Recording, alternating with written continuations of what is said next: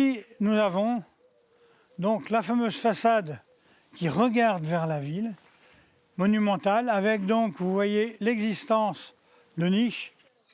Il faut se projeter, un peu d'imagination, et le guide du jour vous transporte au cœur des bains romains de Saintes, construits vers la fin du 1er siècle. Donc là, nous sommes dans une autre partie des thermes qui a été mise en évidence. Mais de ces termes, il ne reste que des vestiges. Et pour les Saintais, on passe ici sans vraiment tout comprendre.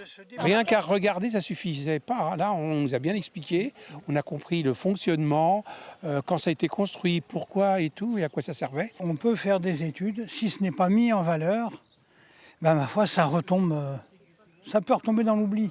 Il faut dire qu'habituellement, aucune pancarte ne vient raconter, même brièvement, l'histoire du lieu. Vous voyez, il n'y a pas de panneau, il n'y a rien. Donc quelqu'un qui arrive et dit bah, il y a des murs, c'est bien, c'est intéressant. Mais c'est quoi?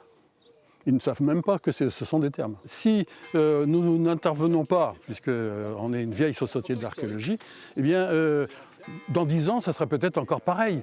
Fondée en 1839, la Société d'archéologie et d'histoire de la Charente-Maritime, l'une des plus vieilles associations de Saintes, raconte le passé lors de visites gratuites comme celle-ci et tente de mettre plus en lumière ce site antique. En attendant qu'il soit mis en valeur par la municipalité, on a travaillé sur la publication d'un ouvrage qui reprend l'histoire du site, sa compréhension, qui propose des hypothèses de restitution pour que le public puisse comprendre de quoi il s'agit.